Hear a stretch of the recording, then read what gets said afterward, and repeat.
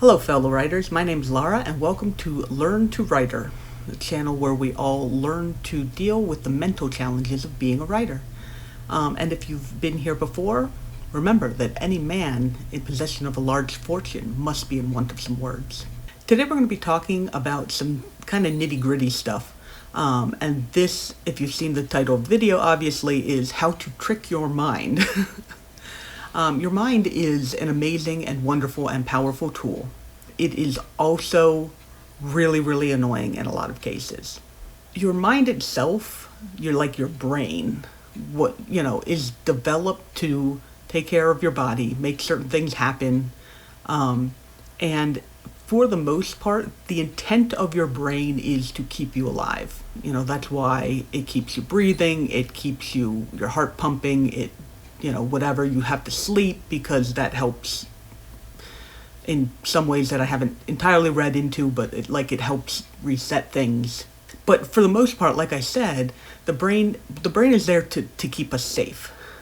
The unfortunate thing is that while you and I know that the odds of us getting attacked by a saber-toothed tiger are fairly low in this day and age, your brain doesn't know that.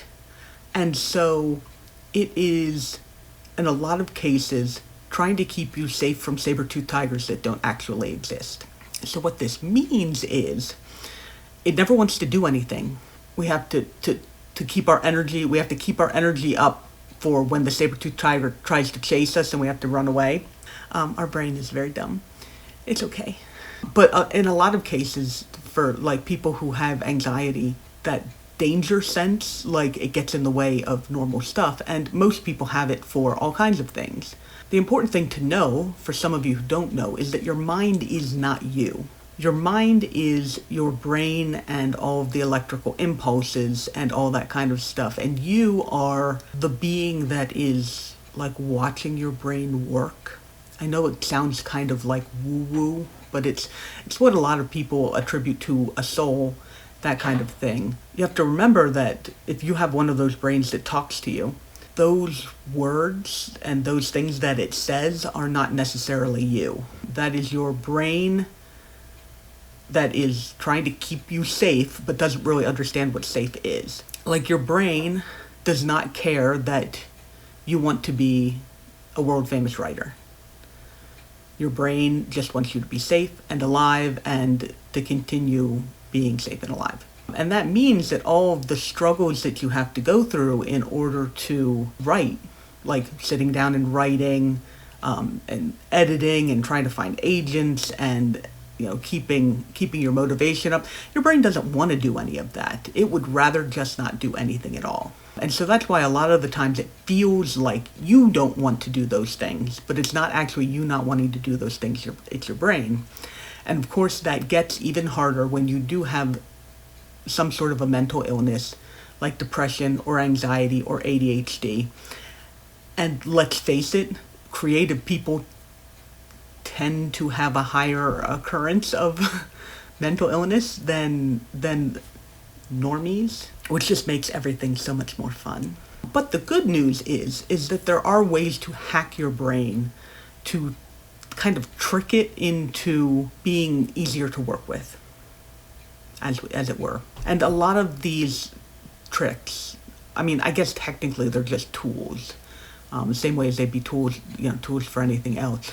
A lot of these tools work especially well with ADHD, which is one of the mental illnesses from which I suffer. The problem with ADHD sometimes is just the sitting down and doing, right? The executive function that doesn't quite work how it works in neurotypical people's brains. And one of those things literally is bribing yourself. Say, if I do X, I will get Y, whatever that is. It's really funny because I really enjoy making these videos, and at the same time my brain just doesn't want to sit down and make the videos, right? And I actually do have a little bribery system set up for myself where when I tape my videos for the week, then I get a Take 5 candy bar because I love Take 5s. And that works because I love chocolate and caramel and pretzel and peanut butter and it's so good. But and it doesn't have to be a candy. right? It can be going out and taking a walk. It can be taking a bath. I love showers, It can be some guilt-free time to just sit on the floor and play with your cats, right? It's just like whatever it is that's going to motivate you. It needs to be something that's going to motivate you, because otherwise it doesn't work as a bribe. Another way that you can do this is you can manufacture a sense of urgency. Truthfully, and it bothers me that it works this well, but like setting a timer on my phone actually gives me a sense of urgency. Even if I put it on for like an hour, and even if I know that I can continue writing after the hour is over, the little ticking down numbers, it creates a sense of urgency. If I can manage to get myself to sit down and then set a timer, forget about it. Oddly enough, the timer works in a separate way for me as well, is that sometimes my brain is lazy. It doesn't want to do this thing. It wants to go take a nap, because wouldn't it be nice if we could just nap all the time? But one of the things that setting a timer also does is that I don't have to go over the timer. So if I set a timer for 25 minutes, then all I have to do is write for those 25 minutes. My brain, which isn't always that great with judging time, it's 25 minutes isn't that long. I can totally do that. And then I am able to do that. So I have my sense of urgency, and I have my, well, it's not going to take that long, right? Another thing that you can do in order to help this, and this helps especially with the actual sitting down part, which can be particularly difficult with the ADHD, is to make some sort of a habit, right? You've got some sort of schedule where whatever that schedule is, you try and stick to it. So if it's every Thursday, I'm going to sit down and make these videos, then your brain starts to get into the habit. You're actually, when you set up a habit, you're actually changing the neural pathways in your brain. If your brain's neural pathways are saying, oh no, I'm going to go make a sandwich and then go clean out my closet, or, something like that. You probably don't clean out your closet all the time. Whatever that habit is, there's a neural pathway for it. And so in order to get a new neural pathway, you have to work for over 2 weeks. 2 weeks to start building the habit and 3 months to cement it. It's insane how long it takes. But if you can manage to set that, then it gets easier, because your brain is my neural pathway says that I am going to go and do the thing now. That being said, you probably do have neural pathway habits of what you do now, and you have to break those, and those are hard, and you can try and make some, if you're the type of person for whom a schedule will work, because not everybody will, that it's a good idea to try and come up with some sort of schedule.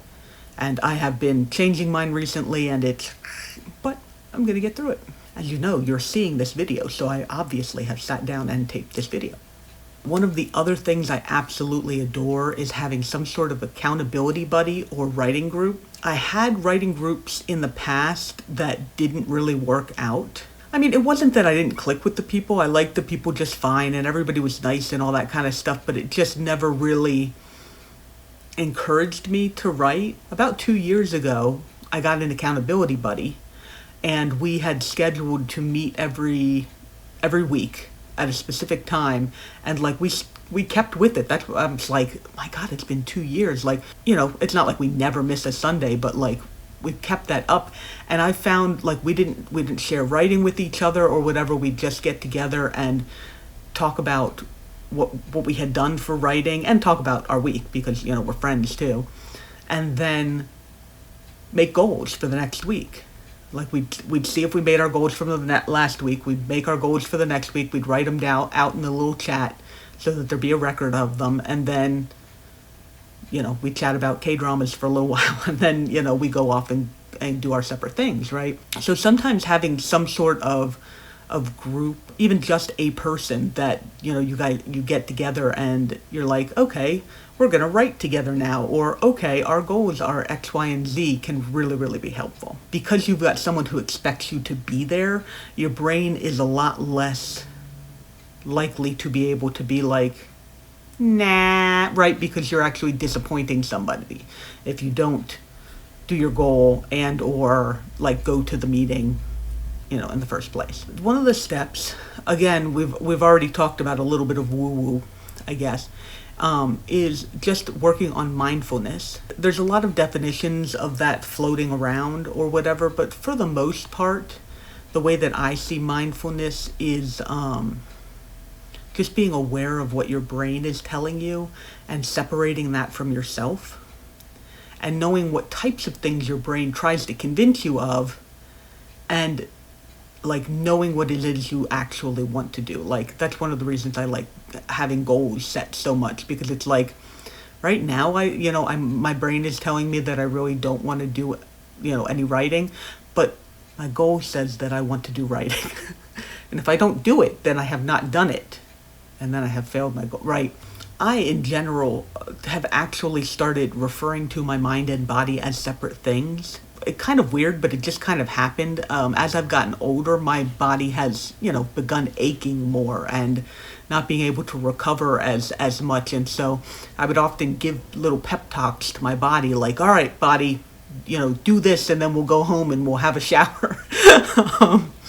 And then at a certain point, I started doing that for my mind too, where sometimes my mind does helpful things. It keeps me straight. It keeps me breathing and all that kind of stuff. And sometimes I just yell at it. And truthfully, your mind doesn't care if you're yelling at it. It just does its thing. But it also helps me to remember that my mind is not me. And I don't know if that kind of thing is helpful for you, but I have heard that some people will just name the little voice inside their head, whether or not I call it my mind, but like if you call it like Darla or something like that, and then you're like, shut up, Darla. But just like with all the tools that we've talked about on this channel, some of them might work for you and some of them might not. And really the only way you're going to know is to give it a shot. And sometimes I have trouble setting up any of these hacks as well. The ADHD and the executive function that just doesn't quite work. But at the same time, if I can manage to keep, like, I already have the accountability buddy in place. So if you can manage to get one of these things in place, like creating the goals every week, have a schedule of always creating goals or something like that, it can help you to set up the other ones. And then once you found out what works, go with that. If you find that suddenly it's not working anymore, then try one of the other hacks for a little while, and then you might be able to go back. You might like latch on to a new hack, and there's plenty of other ways that you can kind of bribe yourself. These are a couple of the ones that really work for me. But whatever it is that works, having a different place that you write as opposed to doing everything else, or putting on music, or lighting a candle, or putting on a hat. I don't know, like your special writing socks, whatever it is, like just something that helps you to be like, okay, now it is time to do my writing or make progress on whatever my goal is. Whatever works is obviously what works, and you want to use that. So if you like this video, go ahead and like this video. If you'd like to see more of Learn to Writer, you can go ahead and subscribe, and you'll be able to know when the new videos are coming out. And I hope that you guys all have a wonderful, wonderful day. And I will see you in the next video. Okay, bye-bye.